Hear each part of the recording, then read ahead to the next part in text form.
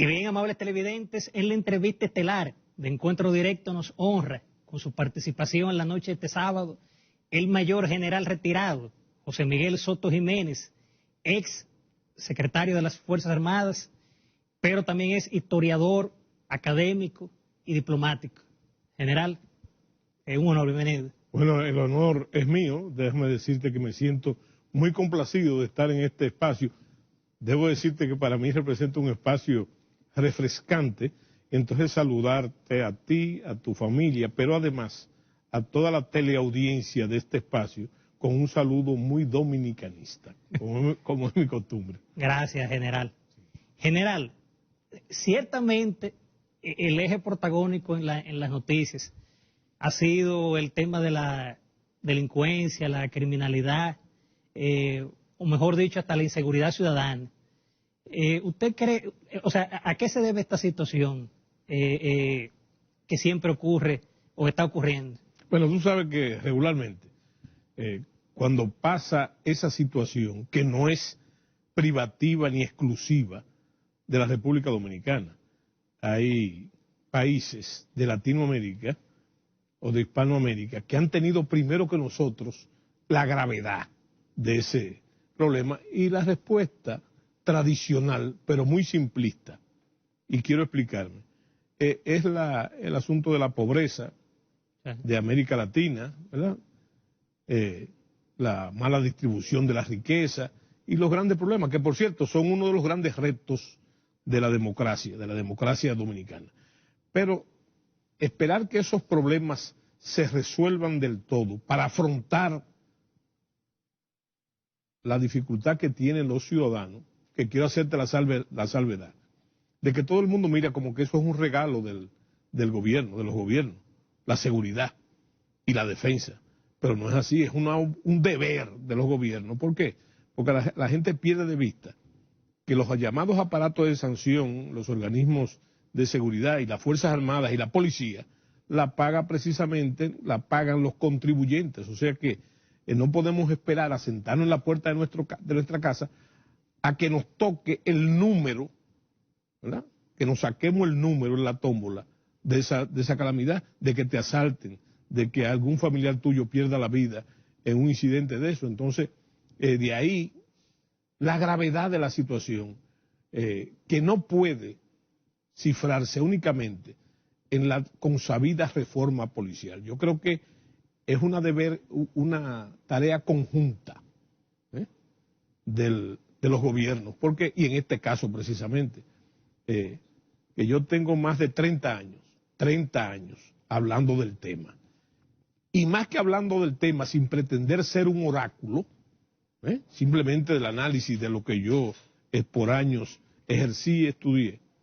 Entonces, de lo que iba a pasar en este momento, que parece ser que se le ha ido a las autoridades el problema de la delincuencia de las manos. Yo te digo que no se puede cifrar solamente en la consabida reforma policial, que por cierto, se debe reparar que la reforma policial, hemos tenido ya, si mi memoria no me falla, 3 reformas bajo los mismos argumentos.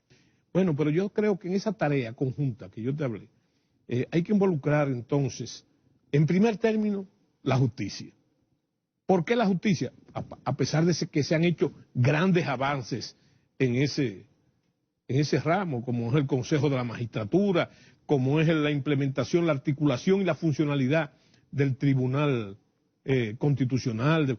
Yo lo que te digo es, la justicia, por el hecho también incidental, de que cada vez que atrapan a un delincuente, por cierto, muy jóvenes, la mayoría, entonces tú te das cuenta que tiene 5 y 6 fichas policiales. ¿Por qué no ha actuado la justicia? Eso es un punto también que hay que tocar. Y el otro aspecto de esa tarea conjunta, el otro ingrediente, debe ser lo que apunta a lo correccional, a la política correccional. Que por cierto, déjame decirte, que yo tengo tiempo diciendo también que se han hecho avances importantes, o que se hicieron avances importantes, cuando esa reforma estuvo en la mano de Roberto Santana, del licenciado Roberto Santana, ¿verdad?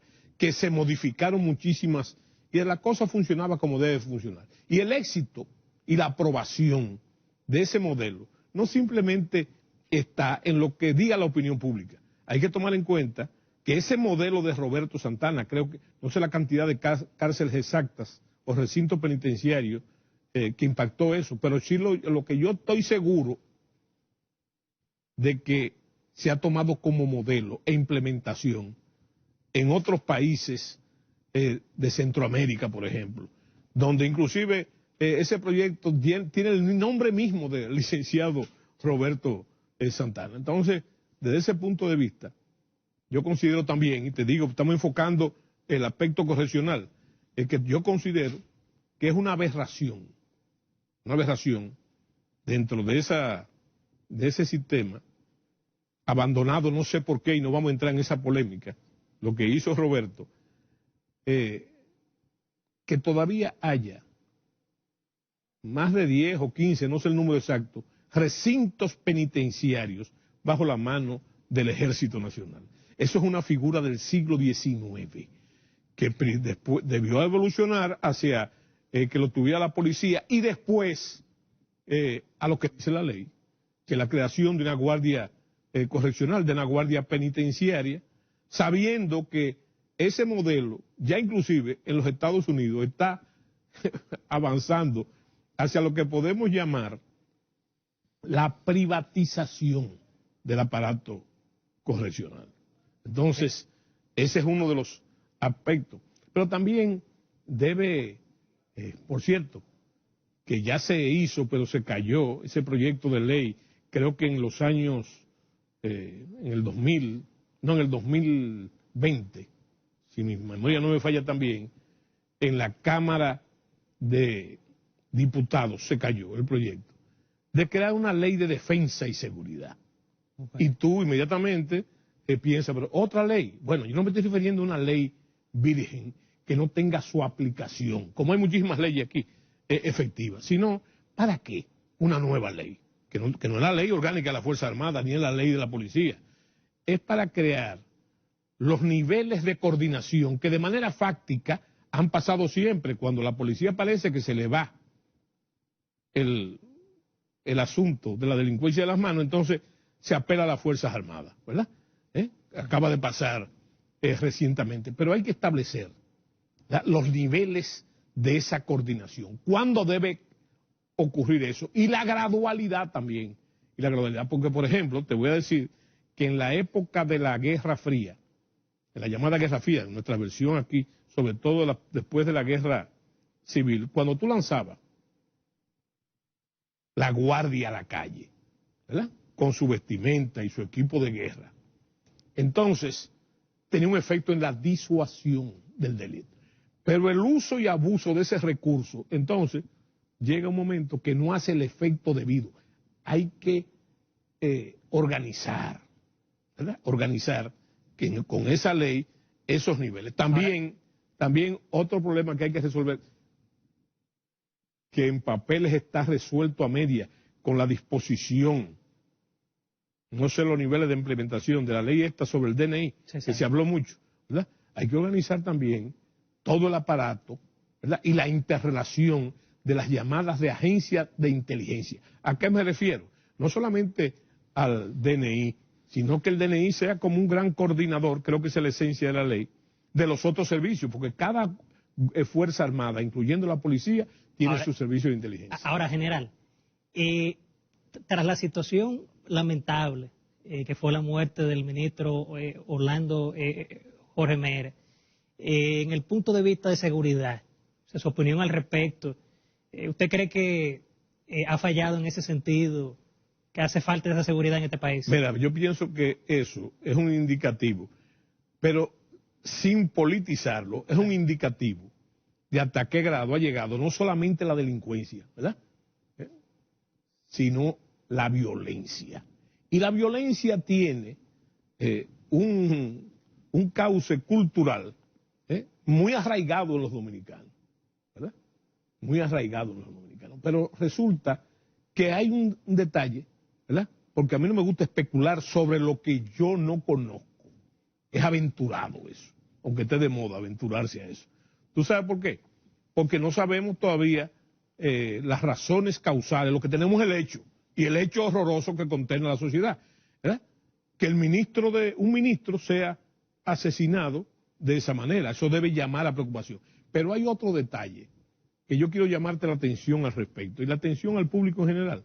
¿Tú sabes cuál es? Que eso ocurre exactamente 1 o 2 días que antes el presidente de la República, ¿verdad?, por otros eventos delincuenciales y que apuntan a la seguridad, prácticamente se declaró firmemente diciendo que él no iba a permitir eso, ¿verdad?, y que el gobierno no lo iba a permitir, y fue más lejos, costara lo que costara.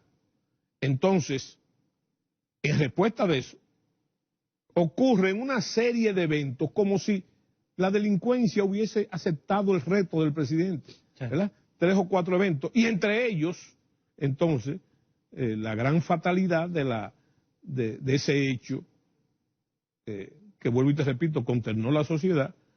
Ahora, si tú te pones a ver las fallas técnicas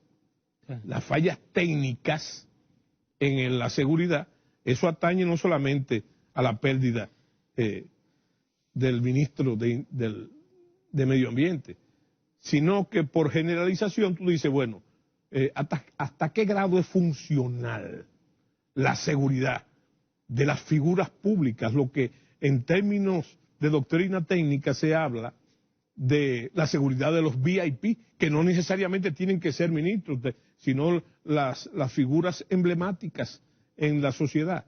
¿Hasta qué grado? Porque yo lo que sí te puedo asegurar, que esa seguridad a nivel general está dispuesta. Es más, eso es un problema.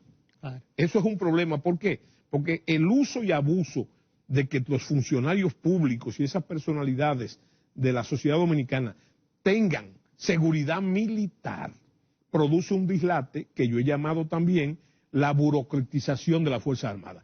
Ahí yo creo que está el problema, porque dentro del imaginario de poder del pueblo dominicano, lo que se ha convertido eso, ¿verdad? Uno ya no se imagina un ministro, un funcionario público, a veces de tercera categoría, que no tenga esa protección militar. Ahora, lo que hay que tomar en cuenta, que simplemente el hecho de que haya un militar uniformado, con un fusil o con un arma de guerra en la mano, cuidando a un personaje de estos que estamos hablando, no quiere decir que esa seguridad esté plantada. ¿Tú sabes por qué?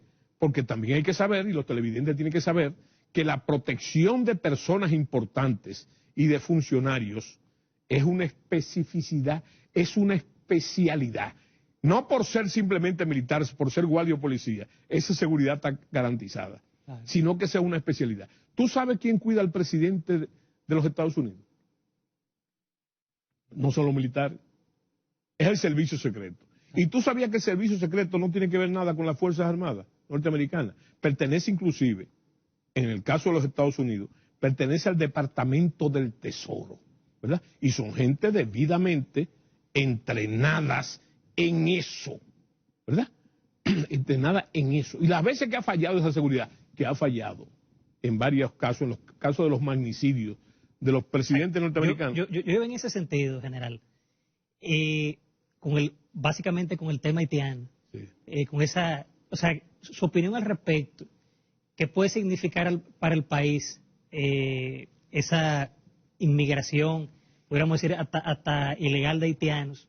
Pero que ese es un país que justamente luego del magnicidio de su presidente Jovenel Moïse ha caído en un desastre total, y vemos, aquí se ha luchado mucho con el tema de la frontera y eso. Es decir, su opinión al respecto sobre esto. No, los tratadistas, yo he hablado mucho sobre eso, y no desde ahora, hace mucho tiempo. Mira, los tratadistas, estoy hablando de los sociólogos, de los politólogos, cuando se refieren de alguna manera a Haití, hablan de que es un Estado fallido.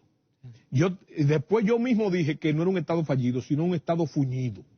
Ahora, ya no estamos en esa etapa, pero mucho antes de la muerte del presidente. Estamos en un proceso, ¿verdad?, no novedoso tampoco, en la misma historia haitiana, de la desaparición del Estado, ¿verdad? Y dentro de la desaparición del Estado también un gobierno, un Estado que no son la misma cosa, que han perdido el monopolio legal de la violencia, ¿verdad? Entonces, tú no puedes medir lo que está pasando en Haití, ni siquiera con lo que pasa aquí, ¿verdad? Fíjate que es una inquietud de algunos irreverentes, ¿verdad? Que llaman al enojo y deben llamar al enojo de la ciudadanía. Las opiniones de ciertos políticos funcionarios haitianos que dicen, bueno, ustedes ven que a raíz de la muerte del ministro Jorge Mera, no, ustedes ven que no solamente es aquí, ellos también tienen un problema. Bueno, ni siquiera se puede medir así, con esa medida, porque aquí hay un Estado que bien o mal es funcional y que tiene ya un tiempo, la democracia dominicana tiene un tiempo ya interesante, ¿verdad? Funcionando, ¿verdad? Entonces, no solamente desde el punto de vista electoral, sino en la creación y la implementación de las instituciones propias de la democracia. Entonces, en Haití esas instituciones, el monopolio legal de la violencia y otras no existen. Por lo tanto, es un Estado que ocurren cosas como lo que la gente ve en la prensa, y lo discutible,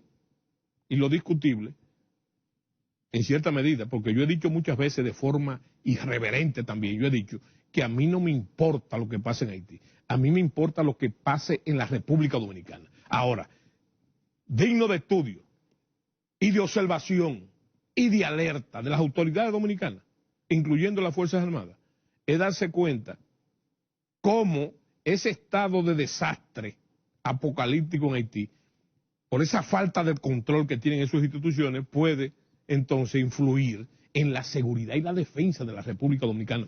Caso típico, las bandas. Sí. Las bandas, sí. General, con su permiso y el de los amables televidentes, nos vamos a una pausa comercial y en breve retornamos con la entrevista estelar de Encuentro Directo.